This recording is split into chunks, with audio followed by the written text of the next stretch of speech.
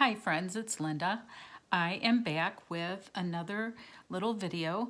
I wanted to show you what I created with the 5 items that my partner Sue sent me as part of the 5-item challenge that Barbara from 49 Dragonflies did on her channel. And she was gracious enough to allow us to find partners in the comments on that video. And Sue and I, she lives in Illinois, I live in Missouri here in the US, and we traded items. I have to say, I put together a little short of everything that she sent me, kind of all laid out. And I'm going to try to put that, actually attach that to this video. Whether or not I can make that happen is another question, but I'm going to try. If not, take a little peek at that short. It's only about 30 seconds long, and you'll see everything that she sent me. It was more, we decided it was more like 5 categories of items as opposed to 5 items, which was such a treat to open. And I have to thank Sue again. She really paid attention to the type of things that I enjoy working with, and that was such a treat. So I told her in our communications back and forth that I had enough to create a journal with what she sent me, and that is what I did. So I'm going to show you what I made with the items that she sent me and get started. I actually figured out that I used 5 items that she sent me just on this cover. So I made this journal from a file folder. Just folding it and using the score lines that are already on a standard file folder could not be any easier. I covered it with some of my own scrapbook paper here and reinforced the spine with one of the fabrics that Sue sent me. And this is from Sue, this lovely little piece of trim with these buttons that I just absolutely adore. I'm going to show them to you. So fun. And she sent me this wonderful image of this lady standing with the scissors, and it is so me. I love anything whimsical and fun or funny like that. So I had this art girl frame that I just put over the top, and she also had sent me this image of these pens, so I added that. And so this It Can Be Done was on a book page that she sent me, and I just cut it out and used it, and used one of my own little frames here. But I thought that was a fun little title for this book, It Can Be Done, because it can be. So you could take 5 items and create a journal cover or an entire journal. So I'm going to show you what's inside, how I put it together. As I said, I made it from a file folder, just covered it in paper, and it's so funny. I got to the closure part, and I was watching Gail Augustinelli yesterday, the day before, I don't remember, and she put these very simple jute ties with an eyelet in her journal, and I thought, well, that's what I'm looking to do. That's what I need to do, so I did that. So thank you, Gail, for that inspiration. So inside of the journal, I used another pretty envelope ephemera piece that Sue sent me as the pocket. And this card she made, but look at the other side. Whoops, upside down. It says, "Hi Linda, thanks for the swap, best, Sue." So I thought that was perfect to put right inside of here. This is also a double pocket because this here is also a pocket. So I covered the inside of the cover with, again, some of my own scrapbook paper, and I needed to use a little bit of washi here to fill a little gap. Now this sheet was sent to me by Sue, and I absolutely adore the ripped edges. So I found a piece of my own paper to put behind it because it really shows nicely, that rip.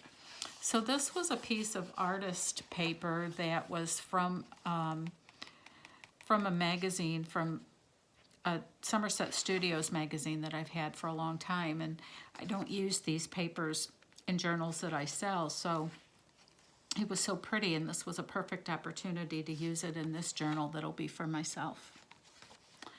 And this here is a page from a yearbook with some great vintage ads. This is a little paper I've been hoarding, and so I used it in my journal. It is, I found it in a vintage knitting book, and it is a schematic pattern that somebody drew and did all their math, and somebody worked so hard on this, and it's so neat. So I was thrilled to have a place to keep that and to enjoy it. This is a piece of tissue paper that was included with my items from Sue. This is a piece, yearbook page that I always like to include in my books. This here was from Sue, this page.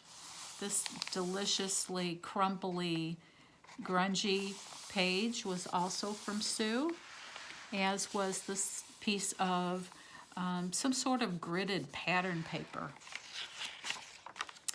I added a sheet of avocado dyed paper. I'm going to tell you about this in a minute. I'll come back to it. This is also from Sue. I used this little short piece of scrapbook paper from my own stash. This from my own stash, this bag. This is also another thing that I needed to use in a journal that was for me, because it was a front cover from a Flow magazine, inside front cover, and I love the pattern, but I didn't think it was something I can use in a book that I sell. So now we come to the center of the signature. I just did 15 pages to keep it small. I covered this side with some wrapping paper that Sue sent me. These are here 2 pieces that I made a double pocket of items that my partner sent me, that Sue sent me. These little beads that I sewed into the signature strings are also from Sue, buttons and beads. And then we are to the pages that you've seen already, just the back sides of those same pages. So we'll just flip through this pattern grid piece I left free, where the other one I glued down. So what I plan to do is to use this and do spreads in it using the items that she sent me. I have so much left over that I can create ephemera and fabric elements with. This was on the yearbook page. I love this. It's gollywogs, soft and swanky for gals, and Peter's shoes for guys. What a fun vintage ad. I love that, gollywogs. I don't know if I'll cover that little part up there. That's just fun. I love anything vintage. Okay, so this is the rest of the book. The back here, that cover, I made a very long tuck pocket. What I expect to do, this is an envelope filled with all of the ephemera that I have from Sue remaining. And I'm gonna tuck it in this pocket, but I need to use a bit more of it because I don't wanna distort the book. But as I use the ephemera, I can store what's left in this pocket on the back. So as you can see, I have got so much wonderful materials to work with. And I also have this bundle of fabric goodness that is left. Fabric and beads and washi and lace and trims and woo, love it, love it, love it. So I may store, as I use it, I may store some of that in the bag that's in here. That may end up being stored in there. So I wanted to go back and show you this page that I created I went ahead and made the very first page in this book. And what I did was I just reached into this envelope and I pulled out this adorable little envelope that's filled with postage, vintage postage stamps. And I dumped them out. And I first sprayed some coffee. I don't know if you can see that. I covered it up. I probably didn't need to do that, but I sprayed the page with a coffee mixture, and because it was bright white. And then I just took the stamps and used a glue stick and just filled up the page with them.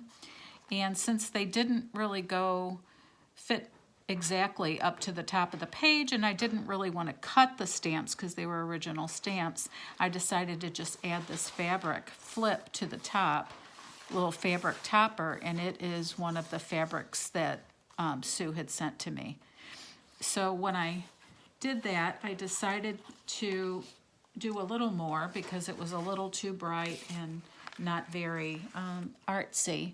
So I just took my black waxy pencil and I outlined the individual stamps, and I took my water pen and I kind of went back over it and smeared the lines just a little bit. And then I just took my handy dandy walnut ink and just grunged it up a little bit more here and there. Sorry for reaching. I took my postage stamp that I have and added a few rubber stamps to the page. So that is the first page that I did.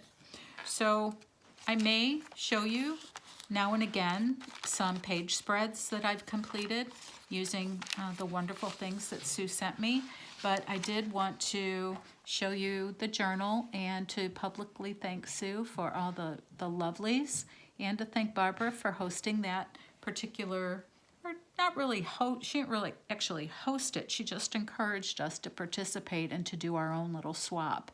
So it was just very much fun. So that is all I have to show you for today. I am busy working on some new journals. I'm pretty excited about them, and hopefully I will see you soon. Thank you for watching. Have a great day. Bye-bye.